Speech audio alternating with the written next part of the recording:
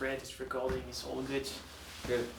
Alright, so today we're gonna interview Daniel, who is, what, are you CEO, are you co-founder, are you founder? I'm everything pretty He's much. everything of FairPoker. So I met Daniel last year in Lisbon for the first time when you were sitting at my office. I think it was during building on Bitcoin. And I was just coming to my office and there were some Ethereum people there, but there was this new guy with a Bitcoin t-shirt. And I was like, hey, who are you, basically? And I was like, why are you not at building on Bitcoin? And I think you didn't even know about the event or something like that. So I was like, hey, we have the party tonight or tomorrow, I don't remember. And I think you went to the rooftop party next to the river afterwards. So that's how we met. And Daniel came to Lisbon this weekend because of the hackathon we're organizing. So I took the opportunity to do this interview with you. So I don't know where to start. Do you want to tell us a little bit about FairPoker and what it is and how it works and stuff like that? Yeah, sure. So as you said, I'm the developer and the founder behind FairPoker. I started building FairPoker actually when I was here. Okay. I was drafting out how the system would work, but let me explain what it is first. So FairPoker is Bitcoin poker. The cool thing about it is that we proved the fairness of the game. So I tell you what the problem with normal poker sites is. So for example, when you play on PokerStars or any other poker site that currently exists, you don't know if the game operator is playing against you. The problem is that the game operators, they can manipulate the dealing of the cards, they can see other people's face down cards, which pretty much turns the whole game into a financial theft. And this is a very big problem in online poker because many operators have been caught to be doing this. Like there have been very big scandals and for example, Full Tilt Poker and Absolute Poker, which were very big poker sites like 10 years ago. They've been caught, the admins have been caught playing on tables, very high stake tables. Okay. Which is just terrible for the entire game. It's a shame. So imagine if you're the admin of the site and you sit on a table with 1,000, with few $1,000, and you can see everybody's cards. It's a little bit easier, yeah, I guess. It's a little bit easier, yeah. So I wanted to solve this problem because I wanted to play some poker, right? But I could not find any good Bitcoin poker sites. The ones I found were very shady. So you know, me as a developer, I always think about how can I be cheated,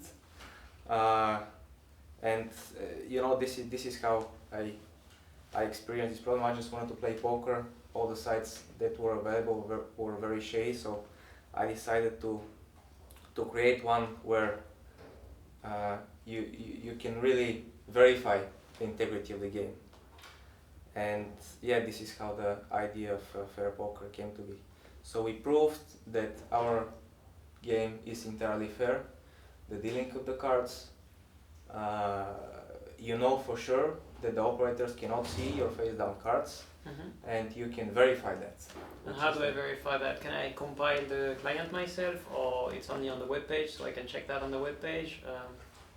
No, so the code for the backend is not open source. The code for the front end is open source, of course, because it runs in your browser.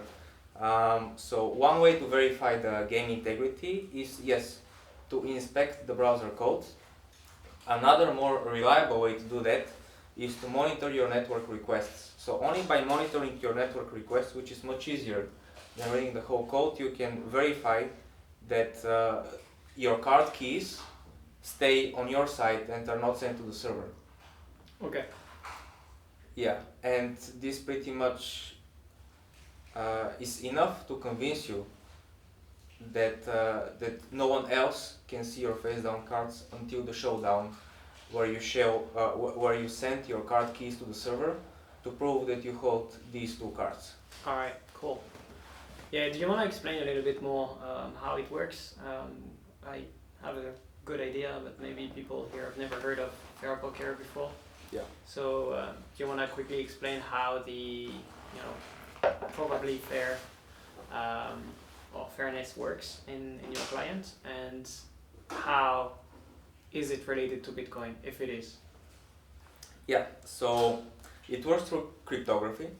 So the basic algorithm goes like that. So the server generates points on the elliptic curve. So to get the algorithm, you must be familiar with elliptic curves and homomorphic encryption. The unique thing about homomorphic encryption is that you can encrypt something with some keys in any order, then you can remove the keys, and this thing is going to be the same. For example, if you have a point P and you encrypt it with key A, with key B and key C, if the encryption is homomorphic, you can decrypt in any order, and you're still going to get P. So this does not work with ICE encryption, for example. I think with the ICE algorithm, you need special algorithm to get this homomorphic property. Yeah, homomorphic encryption is pretty new, right? It's not new. It's not? It's based on D-lock, which is the way Diffie-Hellman key exchange works. All right. Is homomorphic, and pretty much it's been existing for a long time. Okay. Yeah, I didn't know there was homomorphy in there. So. Yeah. Elliptic curves are also homomorphic. So you have this property where you can multiply a point on a curve by some scalar, and then multiply by the inverse of the scalar in any order, and you're gonna yield the same point after multiplication. So so this is the base homomorphism, right?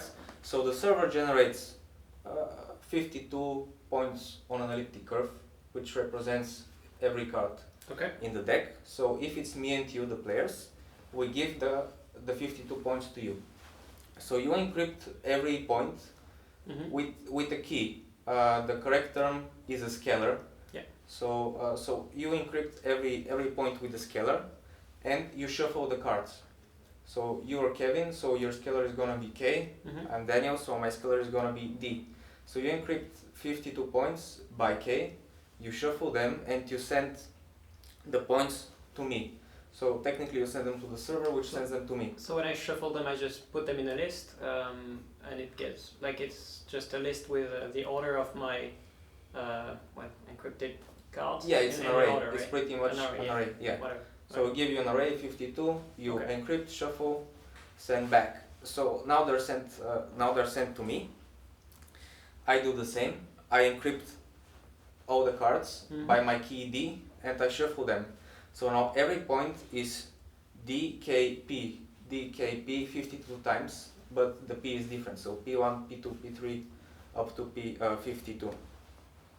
So this is the first stage. It's called the shuffling stage. Now there is a second stage. So it's your turn again. So now you remove your key K. So now every card is DP1 is DP, and you encrypt every card with a unique key. So on the first time you did it with the same key, 52 cards with the same key. Now you're gonna use a different key for every card, but you're not gonna shuffle. So now you're gonna encrypt the first card with K1. You're gonna encrypt the second card with K2, and K1 different than K2 different from K3 up to K52. You send the cards back to the server, which sends the cards to me.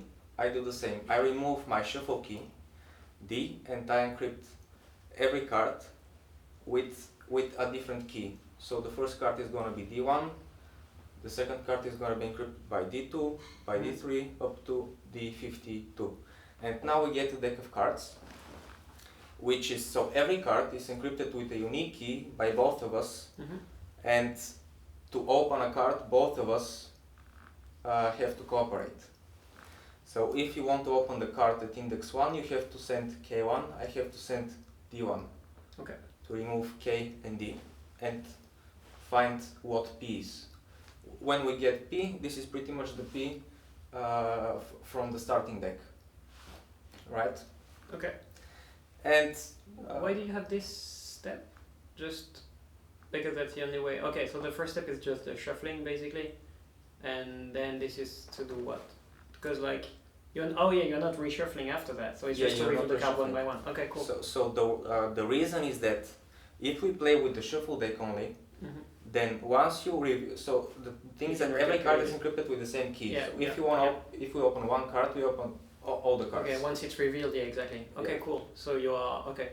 So once the deck is shuffled, that's the one we're gonna play with, and you do that once per what, like? Every hand. Hand. Okay. It actually happens pretty fast. So I mean, if we have 6 people on the table, it happens for about 10 seconds. But we do it in the background, so I mean, you really feel it if you play the first hand on the table. After that, we do it in the background. So if we play hand number 1, while we are playing, we're also shuffling in the background for hand number 2. Okay, cool. And so yeah, so you have to have everybody connected, right? It doesn't work if even like one player leaves the table, or how does it work when that happens? No, a player can leave a table. Okay. So basically, when a player leaves the table, he just sends his 52 keys to everybody. Oh yeah. So now his contribution contribution, anyway.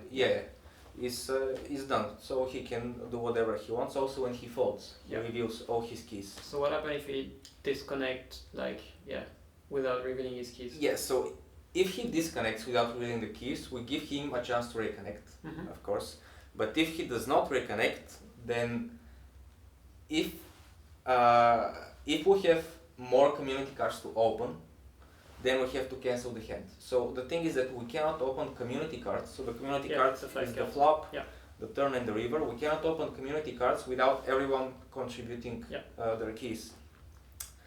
But if we're on the river, when all the cards are dealt, then he can disconnect, no problem. We treat it as a fault. Because it had to be revealed when you read your hand. Yeah.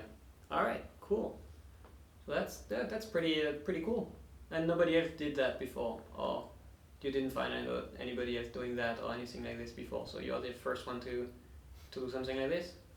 So we're the first one to implement it practically. Okay. But the algorithm itself was invented by the guys who invented RSA encryption. So this is Ron Rivest, Shamir, and Adelman, right? So they invented this algorithm and they wrote a paper about it, I think in the 80s or in the 90s. And I guess nobody picked it up. All right. Mostly because computers back then at the time were much slower and the internet connection was much slower than it is now. So it was a little bit unpractical to implement this type of a game. Yep. But now I think that we've reached the point where computers are fast enough and internet connections are stable enough so that we can afford to play this kind of cryptographic poker. That's pretty cool. What about the role of the casino then? Well, the casino is pretty much the proxy and the just host. the proxy, right? But somebody could implement the same thing in a peer-to-peer manner, right? If they want it. In a peer-to-peer manner, do you need a coordinator? You can do it. But the problem with the peer-to-peer game is that how do you deal with the money, right? So either all poker rules have to be on some form of a smart contract, which is impossible with today's technology, or you have to have a coordinator, a casino, which helps you to shuffle the cards, but also the most important part of the casino is that it accounts for the balances, right? Cool. All right. Yeah, that makes sense. And so your game is working right now. What's left to be done? The game itself is working. You can play right now. It's been launched since 4 or 5 months. I think it was launched in May. Okay. It was in development for a year before that, but it's all working now. So we have world's first, provably fair Texas Hold'em poker game. Nice. Played exclusively with Bitcoin. Why exclusively with Bitcoin? Just because you're a Bitcoiner? Because I don't think that there is a need for altcoins.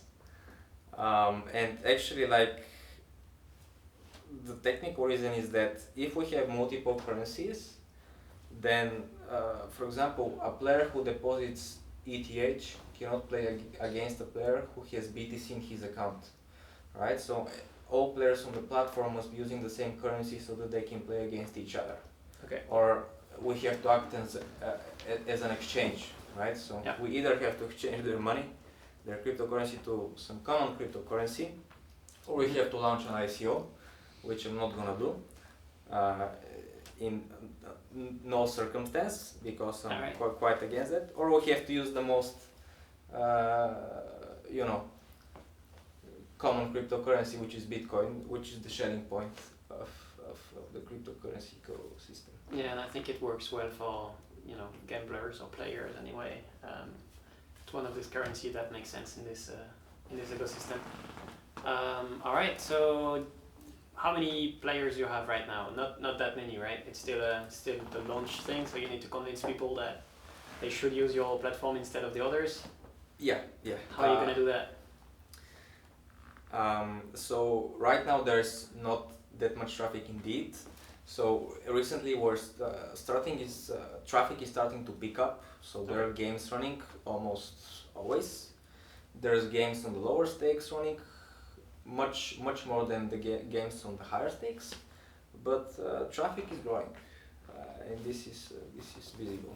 Why do you think it's more the lower stakes so far? Is it because people are not really trusting the platform yet, or because the players that are interested in maybe are not much into poker, but they are more into cryptography, or what? No, lower stakes. It always starts from lower stakes because not many people want to gamble a lot of money. So if you have a pool of poker players, all of them can play low stakes, but not all of them can play the high stakes. Yeah. Right?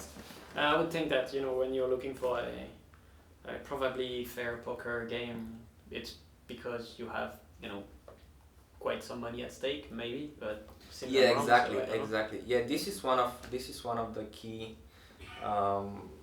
niches I want to target. So like high stakes players, because this is where it really matters.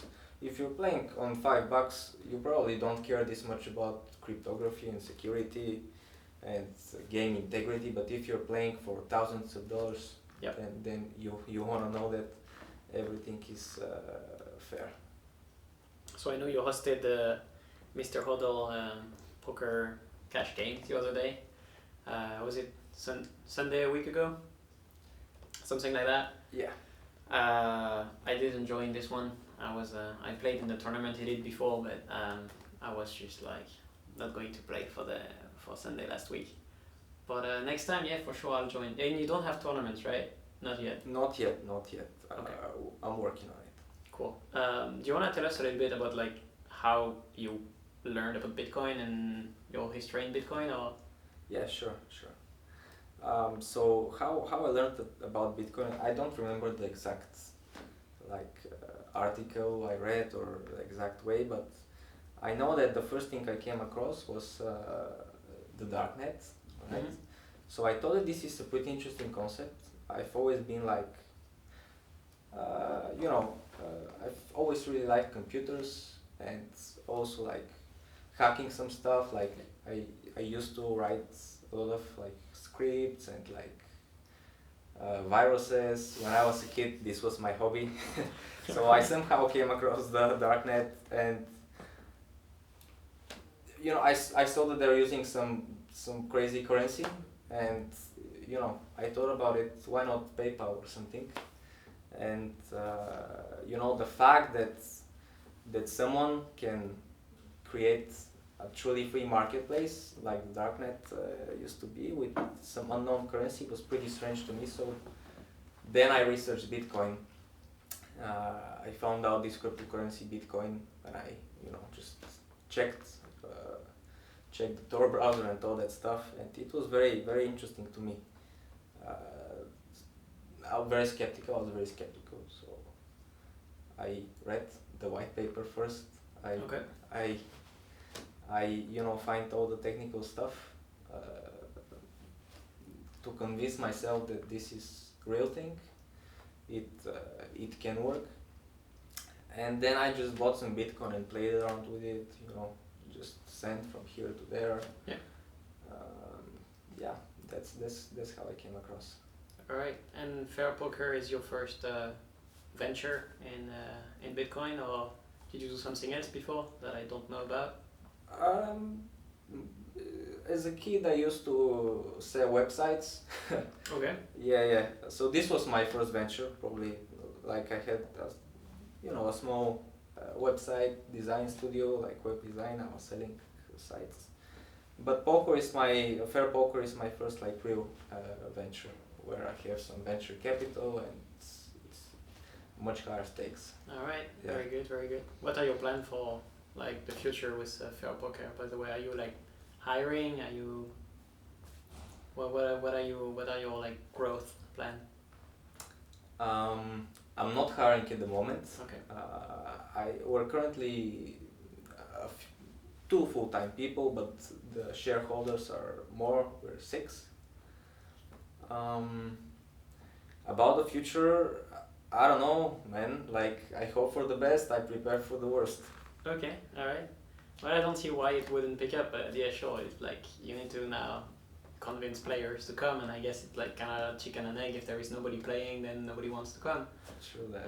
So how do you kind of get them? I don't know, but yeah, I guess you're doing a good job on Twitter already to try to convince Bitcoiners. Yeah. There is quite a high proportion of poker player among the Bitcoiners, so at least a lot of the ones I know are also playing poker. I don't know why, but I guess mathematics and stuff, it's an interesting thing.